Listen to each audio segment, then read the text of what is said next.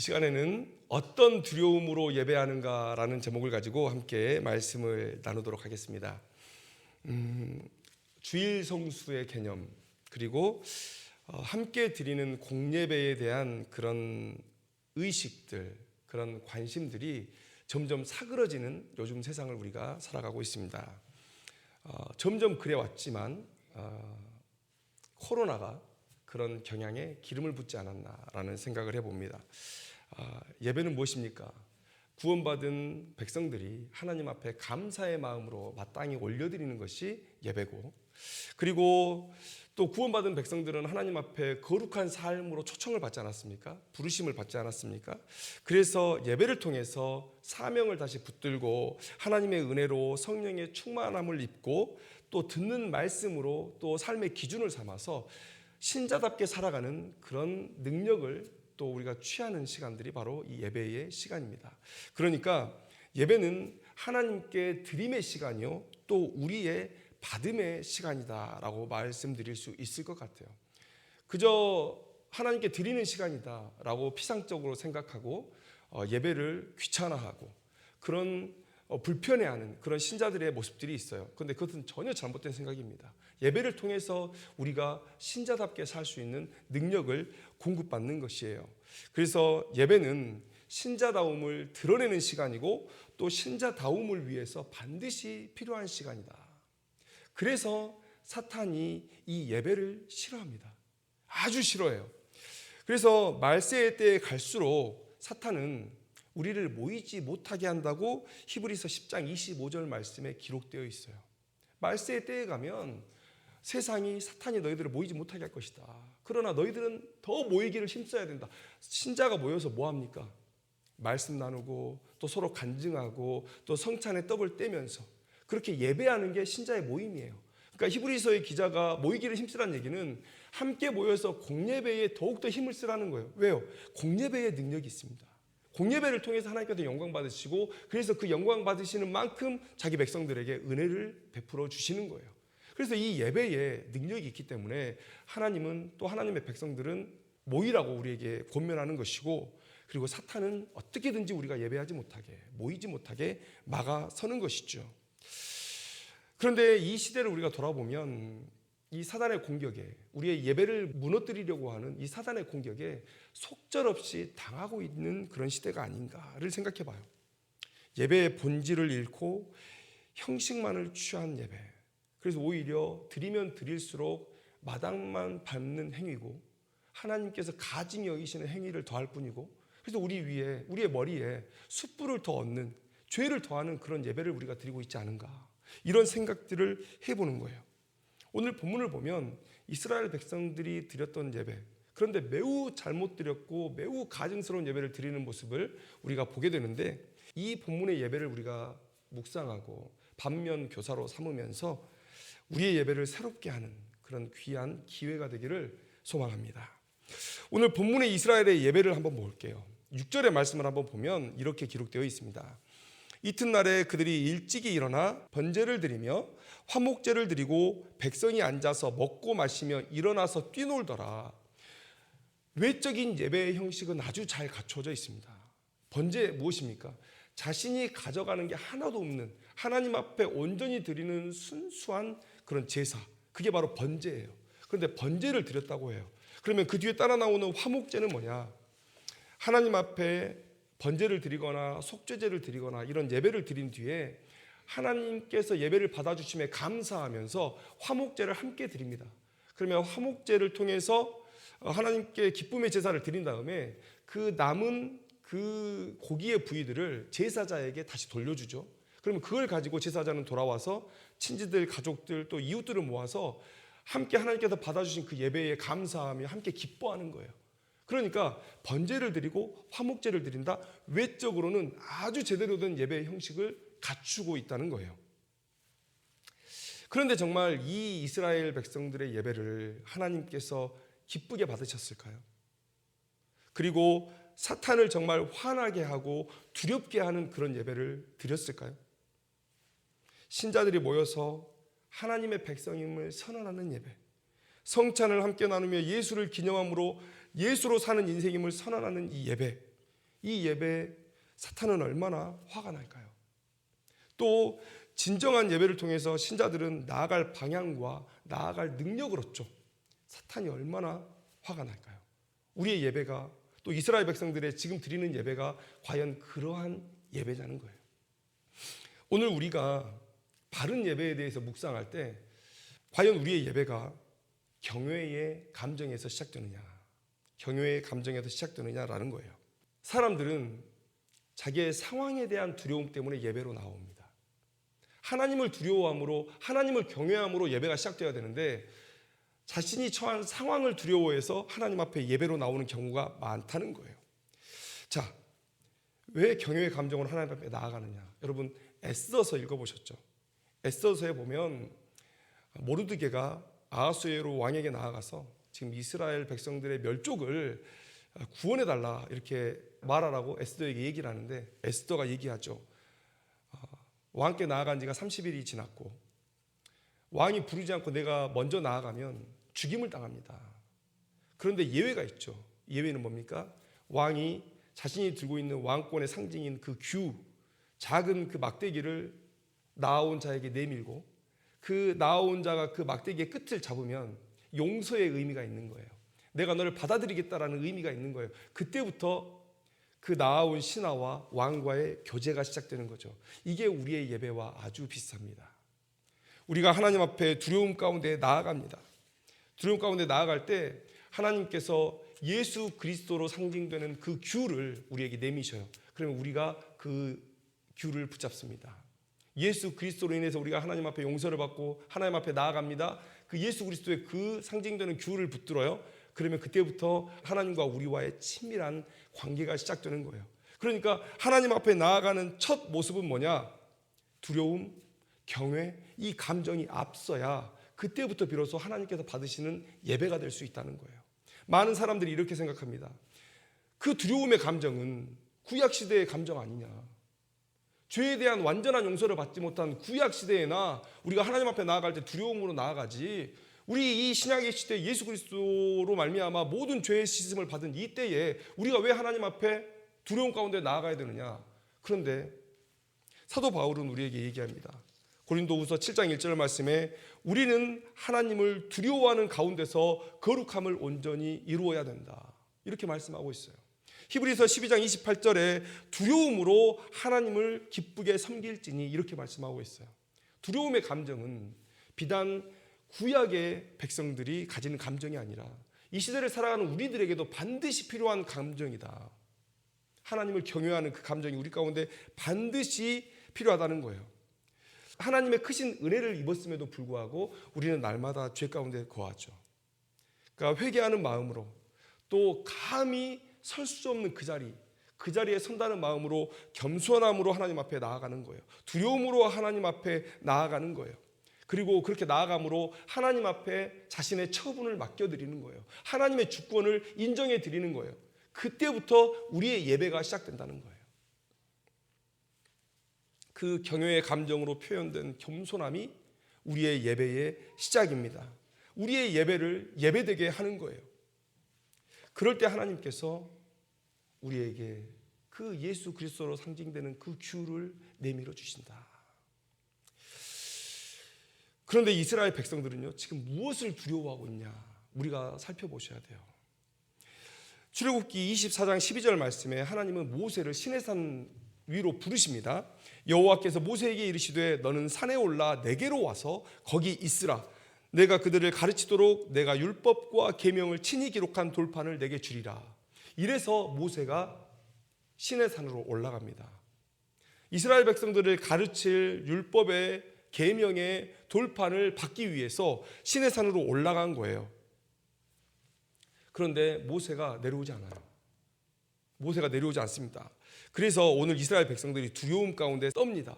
모세에게 무슨 일이 생겼다. 그래서 오늘 본문의 1절 하반절을 보면 모세 곧 우리를 애굽 땅에서 인도하여 낸 사람은 어찌 되었는지 알지 못함이니라. 이 말에서 이 이스라엘 백성들의 연약함이 드러납니다. 모세가 그들을 출애굽시킨 게 아니죠.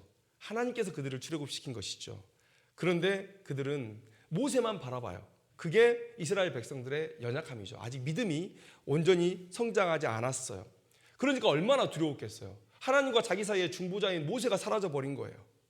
그래서 32장 1절의 기록은요, 어찌 보면 그들의 어떤 두려움과 긴박성이 잘 안 느껴지는데 우리가 그 본문 속에 들어가서 그 정황을 함께 느낄 때는요, 엄청난 두려움 가운데 그들이 처해 있습니다.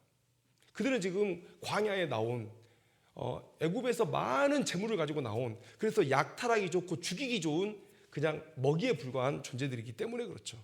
그래서 아론을 찾아와서 신을 만들라라고 요구하는 거예요. 그런데 여러분 한번 생각해 보세요. 그들이 지금 두려운 상황 가운데 있는 건 맞습니다. 그런데 하나님께서 이스라엘 백성들에게 보여주셨던 그 출애굽의 역사, 지금까지 시내산까지 인도하신 하나님의 역사에 그 초점은 뭐에 있었습니까? 상황보다 내가 더 크다. 앞으로 닥칠 상황보다 내가 더 크다는 것을 이스라엘 백성들에게 알려주시기 위한 시간들이었어요. 그들을 막아선 바로의 속박에서 자유케 하셨죠. 어떤 인생도 그 시대에 바로보다 큰 사람은 없었습니다. 그러면 바로를 쓰러뜨린 하나님의 그 역사를 통해서 하나님은 뭘 말씀하고 싶었습니까? 어떤 인생도 하나님께서 지키시는 너희를 넘보지 못할 것이다. 이걸 말씀하고 싶으셨던 거예요. 자, 생을 담보하기 어려운 광야에서 하나님께서 의식주를 해결해 주십니다. 그러면 이런 역사 속에서 만나와 메추라기, 그리고 불기둥과 구름기둥, 그리고 의복이 해지지 않는 그런 놀라운 역사, 그렇게 의식주를 책임지는 하나님의 놀라운 은혜 속에서 하나님은 이스라엘 백성들이 뭘 느끼기를 원하셨느냐? 어떤 물질적 어려움보다 크신 그런 하나님을 그들이 깨닫기를 원했던 것이죠. 하나님께서 지키신 백성들은 그런 것에서 자유하라고 하나님께서 말씀해 주신 것이죠. 자, 또 홍해를 가르셨어요. 바다를 가르고 백성들이 마른 땅을 건너가는 것, 인류의 역사 속에 이보다 더 큰 기적이 있었을까요? 하나님께서 그 놀라운 기적을 이스라엘 백성들로 하여금 경험하게 하셨어요. 그것은 뭡니까? 사람들이 두려워하는 게 뭡니까?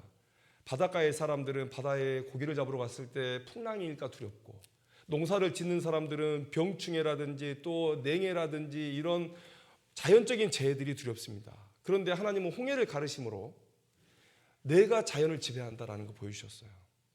어떠한 자연적인 재앙도 하나님께서 보호하시고 지키시는 이스라엘을 넘보지 못할 것이다. 이것을 보여주신 거예요. 수많은 출애굽 가운데 경험한 역사 속에서 하나님은 너희들이 맞닥뜨릴 상황보다 내가 더 크다는 것을 계속 보여주셨던 것이죠. 그런데 오늘 이스라엘 백성들이 하나님을 두려워하지 않고 하나님을 경외하지 않고 자신들이 처한 상황을 두려워하는 모습들을 보여주고 있는 거예요. 그들이 아론에게 와서 신을 만들어 달라고 요청합니다. 그런데 오늘 본문의 번역이 조금 잘못되어 있어요. 단수가 아니라 복수입니다. 히브리어 남성 복수예요. 그러니까 그들의 요청은 명확히 뭡니까? 신들을 만들어 달라는 거예요. 신들을 만들어 달라. 하나님의 형상을 만들어 달라고 했다면 그것도 물론 죄지만, 그런데 십계명이 아직 주어지지 않았기 때문에 우리가 그 정죄를 조금 우리가 늦추고, 자, 하나님의 형상을 만들어 달라고 했다면 그들은 신들을 만들어 달라고 하지 않았을 거예요. 왜냐하면 그들은 유일신 하나님에 대한 신앙을 이미 오래전부터 가지고 왔기 때문에 하나님의 형상, 우리가 너무 두려우니 우리의 마음에 의지할 것이 필요하다. 그래서 하나님의 형상을 만들어 달라고 얘기했다면 하나를 만들어 달라고 했을 거예요. 그런데 신들을 만들어 달라고 요청합니다. 하나님보다 그들의 마음의 불안을 해소하는, 두려움을 해소하는 게 그들에게는 첫 번째 목적이었던 거예요. 하나님은 지금 시내산 정상에서 모세를 만나면서 이스라엘 백성들에게 주실 율법을 지금 계시하고 계세요. 언약 백성으로서 언약의 조건들을 함께 나눠야 되겠죠. 너희들이 이럴 때 내 백성이 되고 나는 너희들에게 이러이러한 사랑을 베풀 것이다. 그 조약이 지금 체결되고 있는 거예요. 이스라엘 백성들이 하나님의 언약 백성으로서 무슨 언약을 붙들고 살아가야 되는지를 지금 모세가 하나님께 받고 있는 거예요. 한쪽에서는 하나님께서 이스라엘 백성들과 함께 가나안 땅에서 지낼 것을 기대하면서 놀라운 일들을 하고 계신데, 한쪽에서는 하나님을 배반하는 일들이 벌어지고 있는 거예요. 왜요? 자신들이 처한 상황이 두려워서.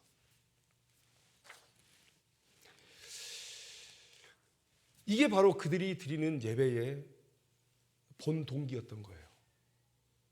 그들이 원한 우상들을 아론이 만들어줍니다.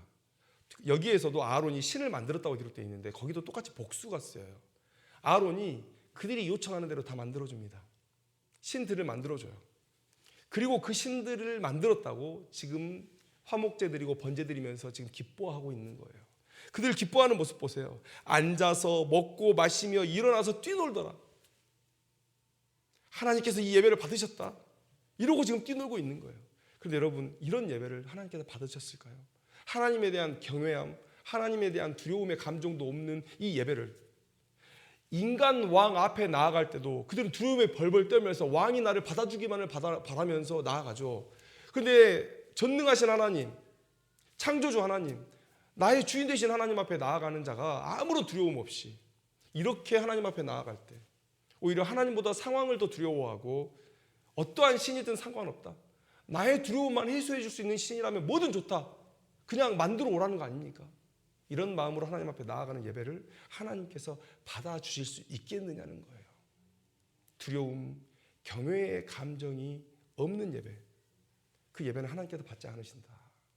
여러분, 이스라엘 백성들만 두려웠던 거 아니에요. 아론도 두렵습니다. 아론도 지금 자신이 처한 상황 앞에 두렵습니다. 모세가 오지 않은 것 때문에 두려운 게 아니에요. 이스라엘 백성들, 그 군중이 자기에게 쳐들어왔다는 거예요. 조금 잘못 생각했다가는, 내가 조금 나태하게 반응했다가는 이들에게 돌에 맞아 죽을 것 같은 거예요. 왜 그렇습니까? 모세와 함께 출애굽의 영도자로 섰던 사람이 바로 아론이죠. 모세의 입이 되었습니다. 또 많은 이적 속에서 아론이 함께 모세 옆에서 이스라엘을 인도했죠. 모세가 없는 이때에 지금 자신들은 광야에 버려졌고 이 책임을 물으려면 누구에게 나아가야 되겠습니까? 아론에게 나와야 되는 것이죠. 여기서 분노의 화살이 조금만 자신에게 향한다면 내 목숨도 부지할 수 없을 거라는 두려움이 그 가운데 있었던 것이죠. 그래서 신을 만들라라는 이 백성들의 요청에 아론이 아무런 거부 없이, 아무런 거절 없이 매우 적극적으로 반응해요. 그래서 그들이 신들을 만들어 달라고 그럴 때 똑같이 여러 개의 우상을 만들어 가지고 그들 앞에 나아갑니다. 모세가 올라가면서, 시내 산을 올라가면서 이렇게 아론과 이스라엘 장로들에게 말했어요. 장로들에게 이르되 너희는 여기서 우리가 너희에게로 돌아오기까지 기다리라. 아론과 훌이 너희와 함께하리니 무릇 일이 있는 자는 그들에게로 나아갈지니라. 이렇게 아론과 훌에게 부탁을 하고 올라갔다는 거예요. 모세가 아론을 왜 믿었겠어요? 자기와 함께 이스라엘 백성들을 인도하고 그 모든 역사를 가장 가까이서 본 사람이죠. 아니, 메뚜기가 왜 날아오지? 왜 홍해의 물이 갑자기 피가 되지?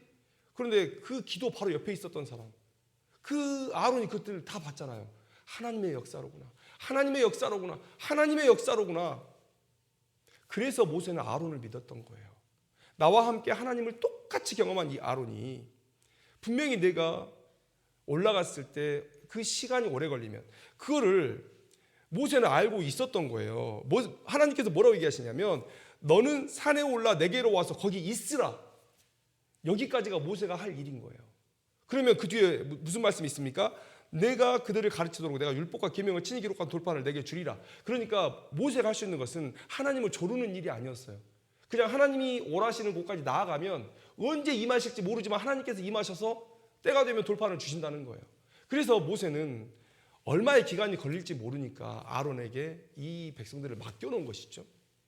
그러면 아론은 모세와 똑같이 하나님의 이적을 경험한 이 이스라엘의 영도자로서 모세처럼 행동을 했어야죠. 그런데 그렇게 하지 못합니다. 정상적인 아론의 반응이었다면 모세가 기대했던 아론의 모습은 어떤 것이었을까? 이스라엘 백성들이여 들으소서. 지금 이 상황은 이미 모세가 우리에게 얘기한 것이 아니니까. 하나님께서 우리를 떠나신 것이 아닙니다. 지금 여러분 불기둥과 구름기둥이 여전히 우리와 함께 있고 매일 아침에는 당신들을 위한 만나와 저녁에는 당신들을 위한 메추라기가 지금 내려오고 있습니다. 하나님은 여전히 살아계시고 여전히 우리와 함께 계시고 여전히 우리를 인도하시고 여전히 우리를 보호하고 계십니다. 두려워하지 말고 모세가 우리에게 말한 대로 기다립시다. 반드시 돌아올 것입니다. 그런데 그렇게 행동하지 않았다는 거예요. 순순히 우상을 만들어주고 있었다는 거예요. 우리가 혹시 아론의 믿음을 착각할 수 있지 않을까 싶습니다. 왜냐하면 5절 말씀을 보면 내일은 여호와의 절이니라 하니 이렇게 기록하고 있어요. 여호와의 이름을 이 아론이 처음 부릅니다. 이스라엘 백성들은 이미 하나님을 떠나버렸어요. 여호와 하나님에 대한 얘기를 전혀 하지 않습니다. 그런데 우상을 만들어주고 나서 이제 이 아론이 여호와의 절이니라 이런 말씀을 해요. 그래서 그래도 아론은 여호와를 향한 믿음을 가지고 있지 않았을까? 저는 이렇게 생각해요. 하나님과 모세에 대한 최소한의 양심이 아니었을까라는 생각을 해봅니다. 여러분, 백성들이 몰려왔어요. 너무 두렵습니다. 그런데 우상을 만들어 달라고 해요. 그래, 내가 이 분노의 화살을 피하기 위해서는 만들어줘야 되겠지 하고 열심히 깎아서 만들어줍니다. 가지고 온 귀고리를 가지고 금고리들을 가지고 녹여서 조각해서 이 송아지 우상을 여러 개를 만들었어요. 그리고 그것들을 백성들 앞에 내어놓았을 때 저는 아론의 심정이 매우 조마조마했을 것이라는 생각이 들어요. 이걸 받아들여 줄까? 이 우상의 모양을 그들이 받아들이고 진짜 하나님 대신해서 이것들을 섬길 마음을 가질까? 그래야 내가 살 텐데. 그런데 이들이 너무 기뻐하는 거예요. 여러분 4절 하반절에 보세요. 이는 이스라엘아, 이는 너희를 애굽 땅에서 인도하여 낸 너희의 신이로다. 이 말 누가 한 줄 아세요? 아론이 한 말이 아닙니다.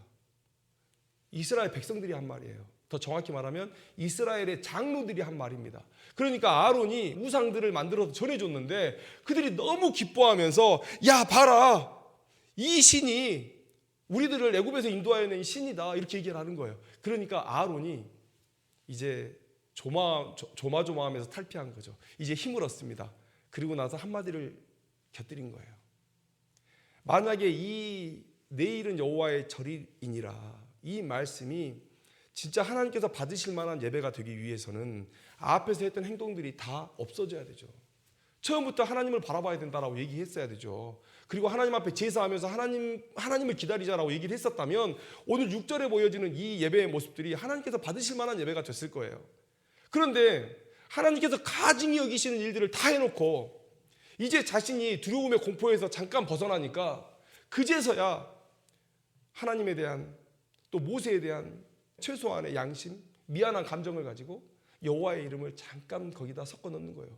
그런데 이 시점에 와서는 아론의 위기가 다 사라진 겁니다. 왜냐하면 이스라엘 백성들은요, 자신을 인도할 신이 하나님이든 다른 신이든 관심이 없어요. 그렇지 않습니까? 거기다 하나님의 이름을 대든 바알의 이름을 대든 그들은 관심이 없어요. 왜 그렇습니까? 이미 하나님을 떠나 있어요. 그들은 하나님이 두렵지 않습니다. 상황이 두렵지.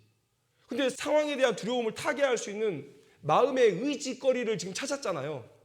그러니까 여호와도 좋고 우상도 좋고 이런 상황에서 여호와의 이름을 넌지시 던지는 것 아론에게는 큰 위기가 없었다는 것이죠.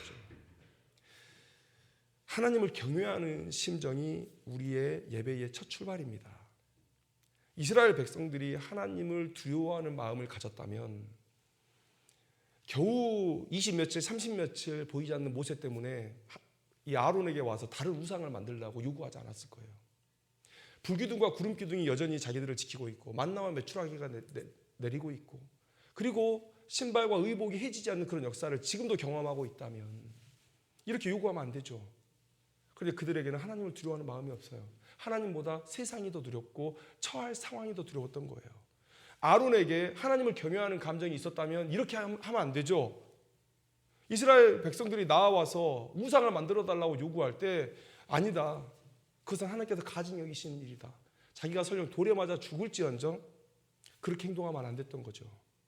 하나님을 경외하는 그 감정이 예배의 시작인 거예요. 그 감정이 우리를 하나님 앞에 예배자로 바로 서게 하는 거예요. 그런데 세상이 더 두렵고 상황이 더 두려운 이들에게서 어떻게 진실된 예배를 찾을 수가 있겠느냐. 그러면 6절에서 행하는 이 예배 후의 이 기쁨, 이게 과연 진짜 하나님께서 주신 기쁨일 것인가. 예배는요, 예배를 마치고 나면 우리 마음 가운데 감격이 있고 감동이 있고 기쁨이 있습니다. 당연한 거예요. 하나님께서 우리를 절대 그저 돌려보내지 않으십니다. 그저 돌려보내지 않으세요. 제가 은혜의 선물 세트라고 하는 이 공예배, 우리 예배의 모든 순서마다 하나님께서 우리의 심령을 깨우고 또 우리를 무장시키고 우리를 기쁘시게 할 많은 그런 믿음의 자원들을 담아두고 계신 거예요. 은혜의 자원들을 담아두고 계신 거예요. 예배를 마치고 내 마음 가운데 감동이 없다, 기쁨이 없다, 이것은 진짜 예배 아니에요. 여러분, 회개하고 눈물을 흘린다, 그래서 우리에게 기쁨이 없다? 아니요. 회개했으니까 기쁨이 넘치는 거예요. 내 죄를 깨닫지도 못하고 그저 그렇게 살다가 멸망당할 인생인데 하나님께서 내 죄를 깨닫게 해주셨잖아요. 내가 이 자리에서 하나님 앞에 무릎 꿇고 눈물 흘리고 내 죄에 대해서 탐복하지만 돌아가는 발걸음은 가벼운 거예요. 왜요? 다시는 그 죄악에 빠져들지 않을 수 있으니까. 예배에는 기쁨이 있습니다. 누구로부터 오는 기쁨이요? 하나님께로부터 오는 기쁨이 있는 거예요. 그런데 이 백성들은요, 자기 만족으로 기뻐하는 거예요. 하나님께서 받으셨다? 하나님의 뜻은 묻지도 않고, 그들의 행위를 보면 전혀 하나님께서 받으실 만한 예배가 아닌데 그들이 스스로 기뻐하고 있다는 거예요. 여러분, 우리의 예배를 한번 돌아보죠. 우리의 예배를 한번 돌아봐요. 이 세대는 하나님에 대한 두려움이 없는 세대가 아닌가라는 생각이 듭니다. 어렸을 때 갈등했던 것들이 있어요. 신앙하면서 자연스럽게 가졌던 의문이고, 이것은 저만 가졌던 의문이 아니었어요. 기도할 때는 꼭 손을 모으고 기도해야 돼? 이런 고민 안 해보셨어요? 점심시간, 학교에서 점심을 먹는데 얘들한테 이렇게 손 모으고 기도하지 않으면 내가 크리스찬인 걸 창피해야 하나? 하나님의 백성인 걸 창피해야 하나? 그런 마음으로 이게 그렇게 양심에 찔리는 거예요. 그래서 그냥 이렇게 도시락 가방 올리면서 기도가 끝나버려. 하나님 감사히 먹겠습니다. 이게 그렇게 하나님 앞에 죄스러운 거예요. 그래서 나 꼭 두 손 모으고 기도해야지. 그게 지금 사람들이 뭘 그걸 가지고 고민하고 있어라고 얘기하지만 우리는 그때 그랬어요. 하나님을 경외하는 마음이 있기 때문에 어떻게 하면 하나님께 더 많이 드리지? 어떻게 더 나은 표현을 할 수 있지? 어떻게 더 예의 바를 수 있지? 이를 고민했었어요. 찬양할 때는 손을 들어야 되나? 이거 심각하게 고민됐습니다. 어릴 때 찬양 집회를 많이 갔어요. 갔는데 다 손을 들고 찬양을 하는 거예요. 그러니까 나 혼자 이러고 찬양하는 게 좀 나태하다, 게으르다. 그래서 손을 들었거든요. 그런데 손을 한번 들면 내릴 타이밍을 못 잡아요. 내릴 타이밍을. 다른 사람들은 다 들고 있는데 나만 내리면 나만 편하자고 하는 것 같아요. 이 정도 육신의 고통도 못 참아? 그러면서 나중에는 찬양을 하는데 묵상을 하는 게 아니고 이 손 때문에 그 육체적인 싸움이 되는 그런 예배를 드리게 되는 거죠. 하나님 앞에 더 나은 걸 드리고 싶었어요.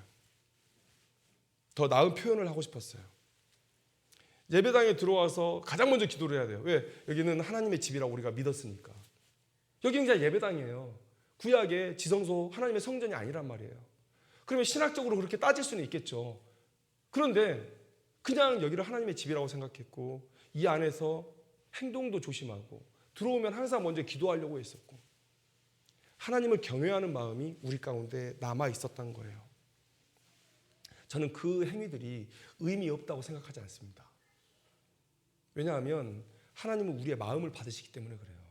우리의 행동이 정말 어리숙하고 신학적으로 검증되지 않는 것이라 할지라도 우리 마음에 하나님을 더 높이고자 하는, 하나님을 더 대접해드리고자 하는 그런 마음이 있었잖아요. 이 마음을 하나님께서 얼마나 기뻐하셨을까. 하나님을 두려워했어요. 하나님을 경외하는 마음이 있었어요. 그렇게 부모 세대에게 배웠습니다. 그런데 이 시대는 어떻습니까? 두려움이 없어요. 오늘 32장 1절 말씀에 이스라엘 백성들은 왜 다른 우상을 만들어 달라 그러죠? 그냥 하나님이 자신을 떠났다라고 생각하면, 모세가 자신을 떠났다라고 생각하면 그냥 자기 길 가면 되잖아요. 그런데 왜 꼭 다른 우상으로 그 빈자리를 채워야 됩니까? 이게 인간이 가진 종교심이에요. 하나님께서 하나님을 찾으라고 죄악된 인생들 마음속에 희미하게 남겨놓으신 그 종교심. 그래서 우리는 종교심 때문에 신앙 생활은 합니다. 그런데 오늘 이 이스라엘 백성들처럼 신앙 생활을 하는 거예요. 우리는 지금 무엇을 고민하고 있습니까? 주일 성수를 해야 되는가를 고민해요. 직장도 가야 되고 가족들도 돌봐야 되고 가족들하고 여행도 가야 되는데 무슨 주일 성수를 그렇게 엄하게 지키려고 하느냐. 우리 부모님 세대와 다르죠. 주일에는 장사도 안 해야 된다. 응?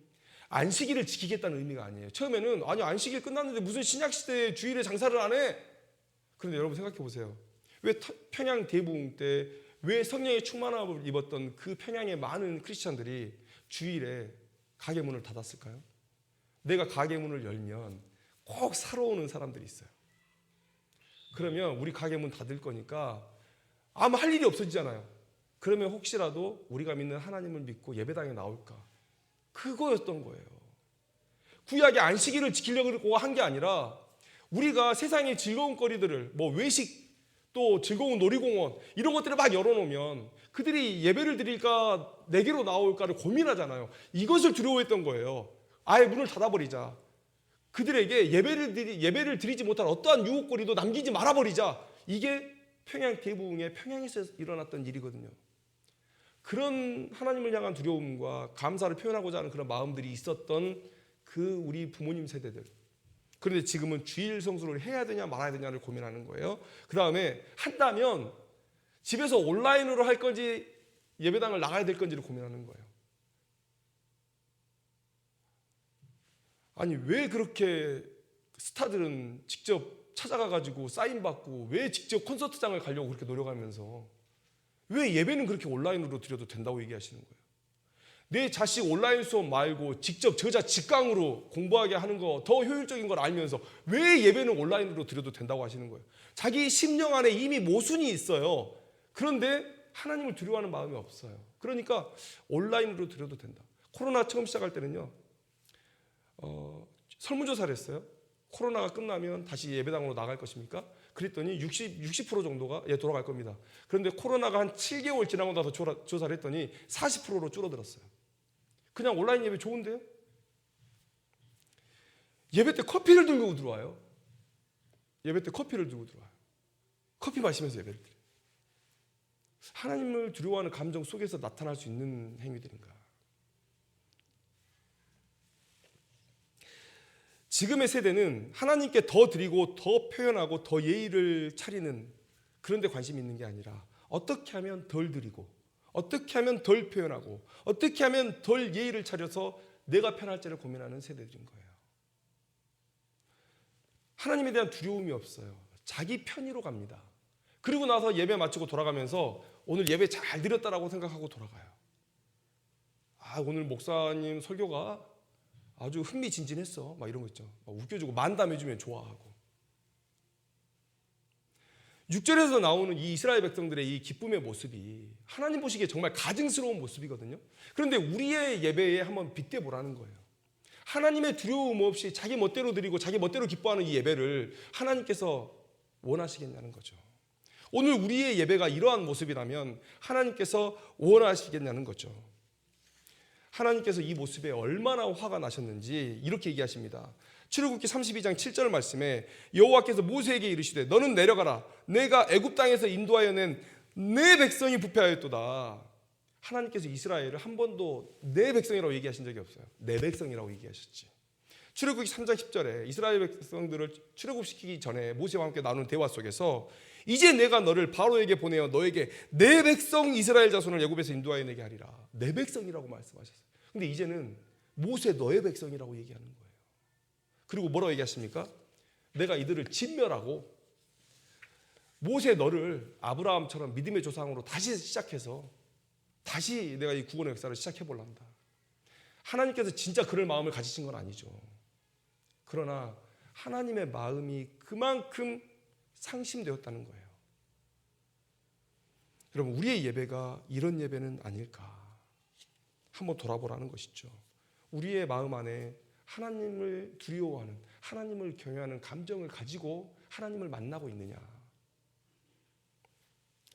나는 무엇 혹은 누구를 두려워하고 또 무엇 혹은 누구를 경외하고 이 자리에 있느냐?